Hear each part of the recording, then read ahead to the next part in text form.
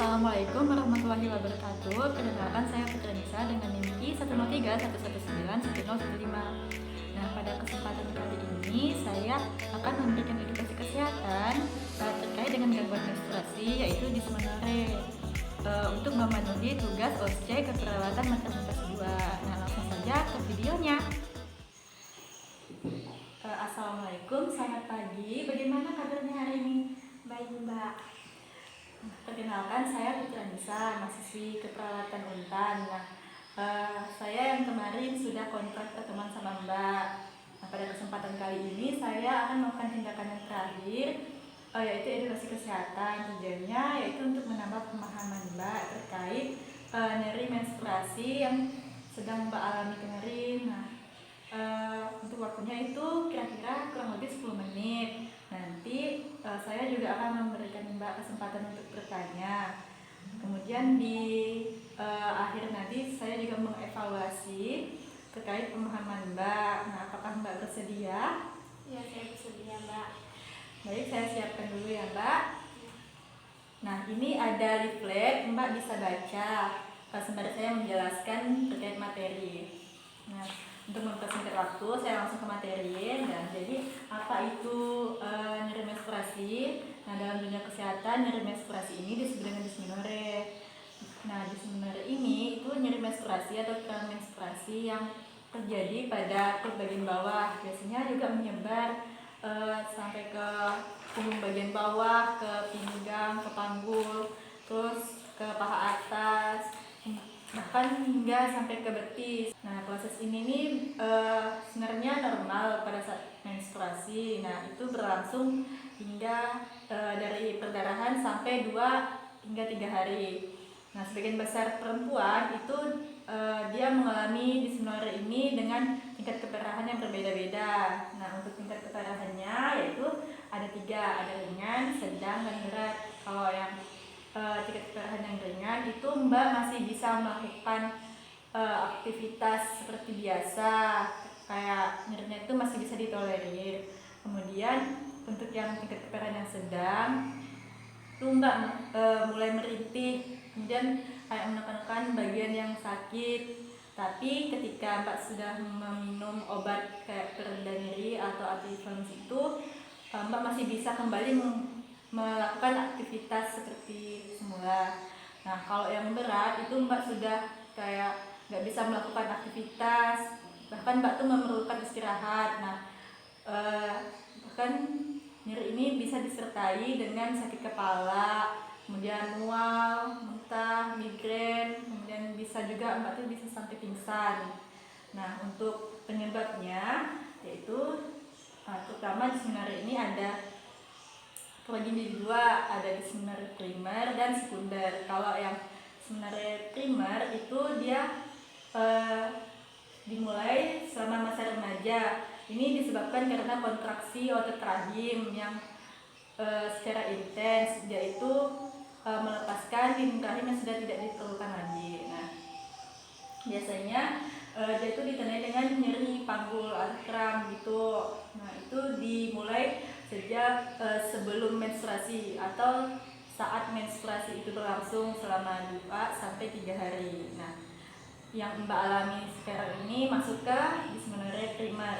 Nah, untuk yang kedua itu ada dysmenorrhea sekunder. Nah, kalau dysmenorrhea sekunder ini dia karena adanya kelainan pada sistem reproduksi kayak radang panggul, kehamilan ektopik, endometriosis. Nah, kalau dysmenorrhea sekunder ini dia cuma bisa diatasi dengan mengobati kelainan yang menyebabkan dysmenorrhea itu terjadi. Misalnya kalau Mbak merasa mengalami dysmenorrhea ini karena radang panggul, nah berarti Mbak mengatasinya untuk mengatasi dysmenorrhea ini dengan mengobati radang panggul tersebut.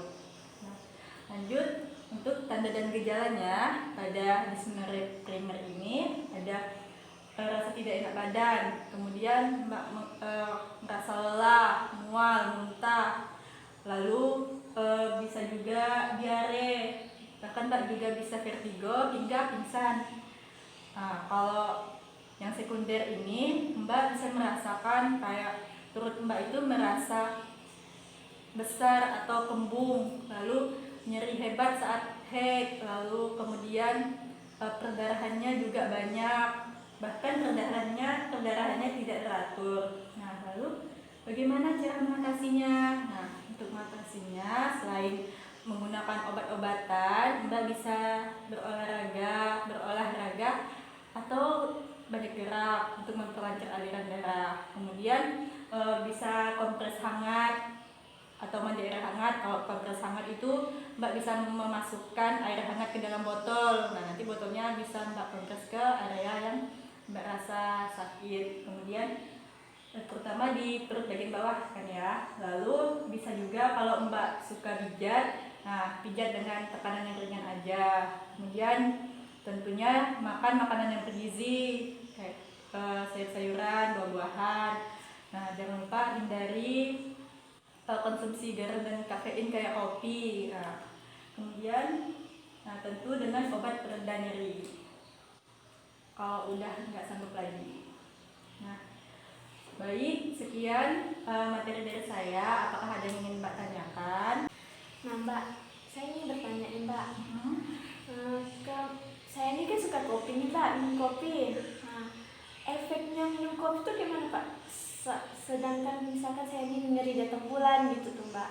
Nah, efeknya kayak mana nih Mbak?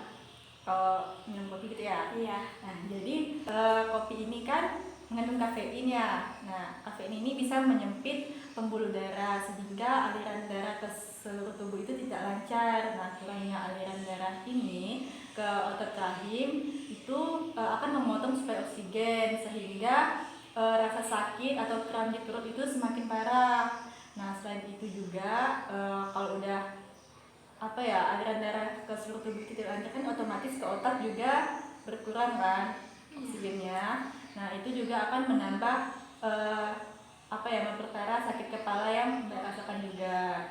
Apakah bisa dimengerti? Ya, sudah paham Mbak. Ada yang mau ditanyakan lagi nggak? Ya, itu aja ya Mbak.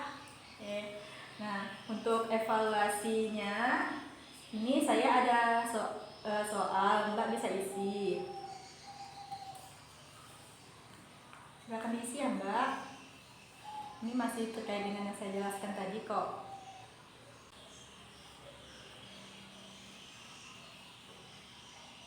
Ini ya Mbak. Baik, saya lihat dulu. Nah, berdasarkan apa yang sudah Mbak jawab, saya rasa Mbak sudah memahami apa yang sudah saya jelaskan tadi terkait dengan nyeri menstruasi. Nah, terima kasih sudah bersedia meluangkan waktunya terkait tindakan yang terakhir ini. Nah, saya pamit undur diri kalau gitu ya Mbak. Mohon maaf apabila ada kesalahan kata. Terima kasih. Assalamualaikum warahmatullahi wabarakatuh. Sekian video dari edukasi kesehatan terkait gangguan menstruasi yaitu dysmenorrhea dari saya. Mohon maaf apabila ada kesalahan kata. Wassalamualaikum warahmatullahi wabarakatuh.